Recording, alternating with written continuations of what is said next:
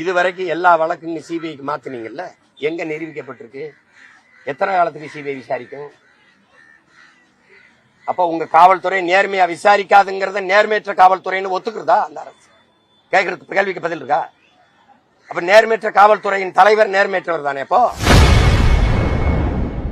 திருப்புவனம் இளைஞர் காவல்துறையினரால் அடித்துக் கொல்லப்பட்ட வழக்கில் காவல்துறை அமைச்சராக உள்ள முதலமைச்சர் மு.க.ஸ்டாலின் நேர்மையானவரா என நாம் தமிழர் கட்சி ஒருங்கிணைப்பாளர் ஆவேசமாக கேள்வி எழுப்பியுள்ளார். குற்றம் வெளிப்படையா தெரியுது, குற்றம் எப்படி நிகழ்ந்ததுன்னு தெரியலன்னாதான் விசாரணை.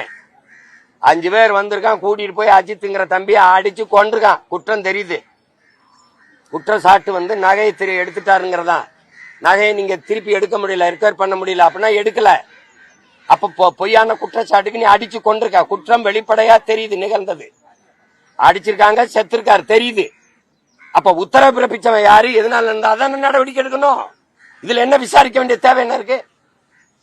இல்ல என்ன நடந்ததுன்னு யாருக்கு தெரியல? இங்க நிக்கிற யாருக்கா தெரியலையா விசாரிக்கிறதுக்கு? சொல்லுங்க.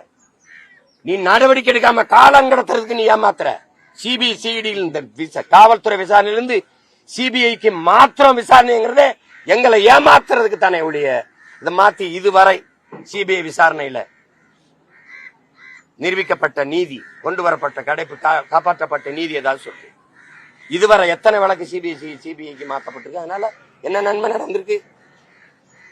நீங்க தான் எல்லாத்தையும் மத்திய அரசு பறிச்சு வச்சுக்கிறது எல்லா உரிமைங்கிறீங்க. அப்புறம் நீயே மத்திய அரசு கொடுக்குற விசாரிச்சு என்று சொல்லு அப்படின்னு. அப்ப உன்னுடைய காவல்துறை தகுதி இருக்குதா, சரியில்லையா? அடிச்சு கொள்றதுக்கு அதிகாரம் இருக்கு தெரியுது, விசாரிச்சு உண்மை நிலமாட்ட அதிகாரம் இல்ல தெரியலையா? எப்படி இது?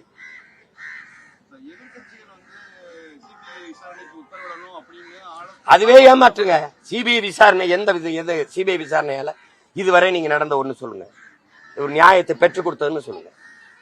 என் மண்ணின் காவல்துறைக்கு இல்லாத அக்கறை மத்தியில் இருக்கிற ஒரு சிபிஐக்கு, அந்த காவல்துறை அந்த சிறப்பு புலனாய்வு பிரிவுக்கு இந்த குற்றத்துல இருக்கிற நியாயத்தை கண்டு கொண்டு வெளியில சொல்லணும்னு அவசியம் என்ன வருது? நீ கடத்தி விடத்தான் பயன்படும்.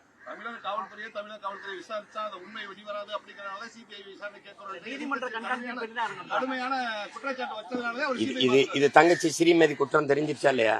நாடியில இருந்து குதிச்சு செத்துட்டா. நாங்க பாலியல் தொல்லையினால தற்கொலை பண்ணிட்டான்னு சொல்றோம். நீங்க கொன்னு வீசிட்டாங்கன்னு சொல்றோம். நீங்க கொலைங்கிறீங்க.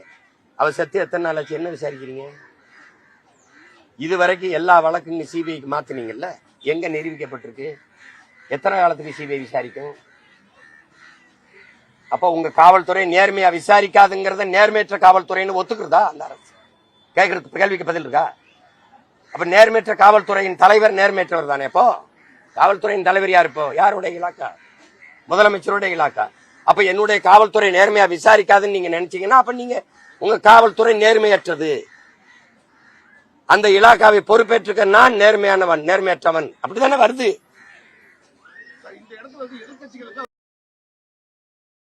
செய்திகளை உள்ளது உள்ளபடி தெரிந்து கொள்ள ரெஃப்ளெக்ட் நியூஸை சப்ஸ்கிரைப் பண்ணுங்க.